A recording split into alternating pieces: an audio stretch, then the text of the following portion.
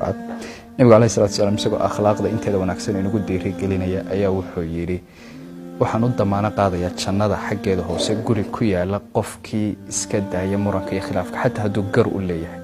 waxaan kaloo u damaana qaadayaa guri jannada bartankeeda ku yaala qofka beenta iska daaya xataa hadday kaftan ka tahay. waxaan kaloo u damaana qaadayaa guri jannada xaggeeda ugu sarreysa ku yaala qofka uu wanaagsanaato akhlaaqdiisu. waxyaabaha qofka muslimka noloshiisa iyo gurigiisaba barakada ka qaada waxa kamid ah xusitaan la'aanta aanu ilaahay xuseen. nabigu wuxuu noo sheegay alayhi salaatu wasalaam qofka muslimka hadduu gurigiisa markuu galo iyo markuu xunayaba ilaahay xuso shaydaanku wuxuu yiraahdaa hoyna idima sugnaan cuntana idima sugnaan. hadduu se gurigiisa galo isagoo aan ilaahay xusin shaydaanku wuxuu yiraahdaa hoy baad hesheen. hadduusan ilaahay xusin markuu xunayana shaydaanku wuxuu yiraahdaa hoy iyo cuntaba waad hesheen oo uu la wadaaga. sida ay diinteenna u karaamaysay haweenka ay muhiim uga dhigtay nabigu wuxuu tilmaamay xadiis iyaga khaas u ah oo ay jannada ku geli karayaan oo nabigu leeyahay alayhi salaatu wasalaam gabadhu haddii ay tukato shanteeda salaadood bisheeda ramadaanna ay soonto sawjkeedana ay adeecdo xubinteeda tarankana ay doorto abaalmarinteedu waxa weeye in maalinka qiyaamaha lagu yiraahdo jannada albaab allaale albaabka doontid ka gal.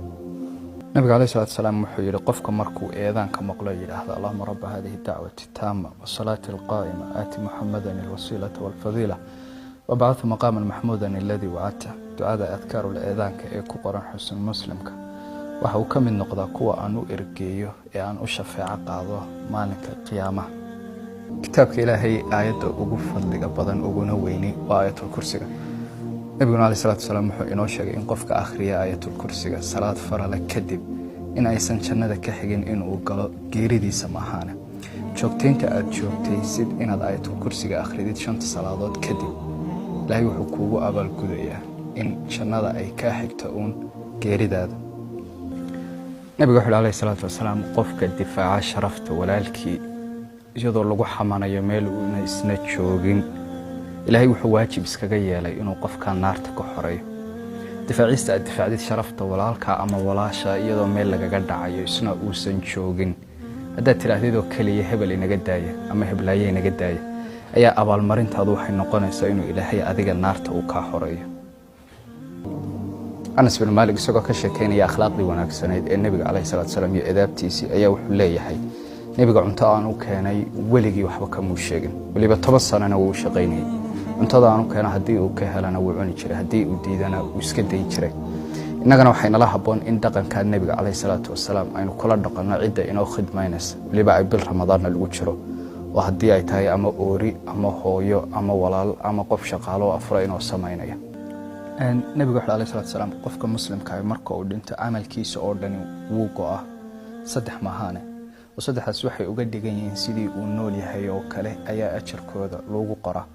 saddexaas waxay kala yihiin sadaqa jaariya oo masaajid ama madrasado kale ugu jirto oo u socota ama cilmi uu cid baray oo lagu anfaco ama walad saalaxa ubad saalaxo u soo duceeya mar walba.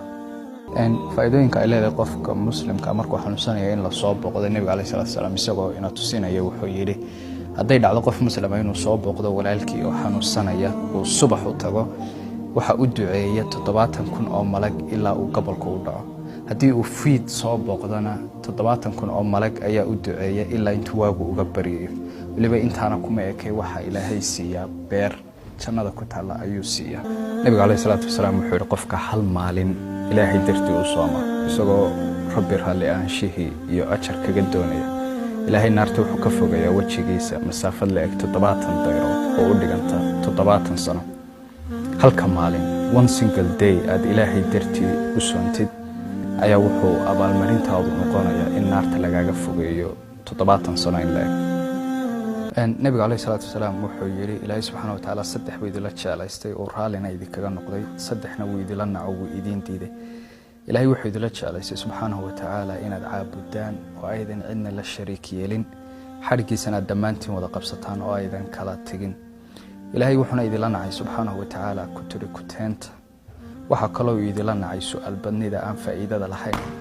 waxa kaloo idin la nacay lacagta oo la daadiyo. nabiga alayhi salaatu wasalaam wuxuu inoo sheegay ducada uu qofka muslimka ay u duceeyo walaalkii markuu ka maqan yahay inay tahay duco maqbuulo oo la aqbalo. madaxiisa agtiisa waxa ahaaday malag loo xil saaray oo mar wala qofkaas walaalkii waxsan ama wax wanaagsan uu ugu duceeyo malagaasina isagoo u ducaynaya odhanaya aamiin allah ka aqbalo adigana intaa lamida allah ku siiyo. saddex dardaaran oo nebigu ina siiyay calayhi salaatu wasalaam ayaa wuxuu leeyahay kiina ilaahay si dhab ah u rumaysan iyo maalinka qiyaamaha khayr ha ku hadla ama ha iska aamuso. kiina ilaahay si dhab ah u rumaysan iyo maalinka qiyaamahana ha wanaajiyo oo ha sooro martidiisa. kiina ilaahay si dhab ah u rumaysan iyo maalinka qiyaamahana ha wanaajiyo oo ha karaameeyo jaarkiisa. in ka mid oo khilaafaadka iyo isqabsiga iyo deganaanshiya la'aanta ka dhaxaysa dadka walaalaha ee guryaha wada degan iyo diiqadaha lagu dareemo guryaha waxa sabab u ah shaydaanka. nabiguna calayhi salaatu wasalaam wuxuu inoo sheegay oo uu yidhi guryihiina ha ka dhigin xabaalaha oo kale. shaydaanku wuu ka cararaa guriga lagu akhriyo suuradda albaqara. innagana waxaynala gudboon inaynu guryaheena ku akhrino suuradda albaqara si aanu shaydaanku deegaan inoola noqon oo inoola degin.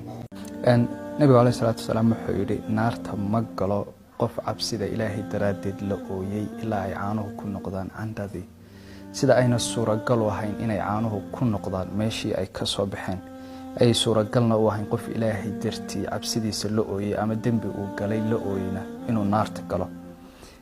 qiiqa jahannama iyo boodh ka soo raacay qof jihaad uu ilaahay dartii ugu baxayna weligood ma kulmaan.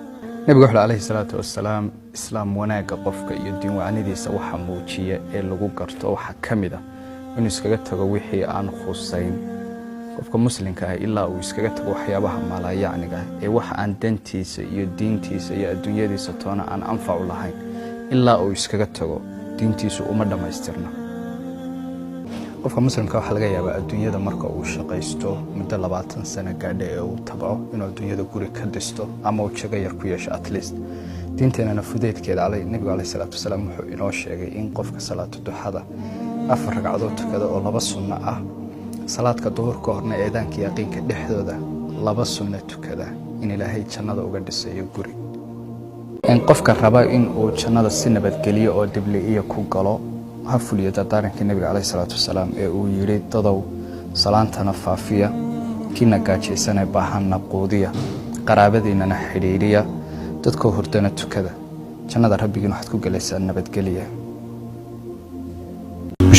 bushaaro haddii safar loo geli jiray barashada qur-aanka hadda waxaad ku baranaysaa qur-aanka iyo culumta shareecada adiga oo jooga gurigaaga iyo goobtaada shaqo. dugsiga online-ka ah ee barashada qur-aanka kariimka iyo shareecada islaamka duruusta uu sida taxanaha u dhigo waxaa ka mid ah barashada qur-aanka kariimka ah iyo higaada, culumta shareecada islaamka, tarbiyada awlaada iyo luqadda carabiga. haddaba isqoristu waa ay socotaa. hadan hore ogaad wixii faahfaahin kala xidhiidh nambarada shaashada kaaga muuqda. hamoodaan dugsiga online-ka ee barashada qur-aanka kariimka iyo culumta shareecada ee Daarul Hijra.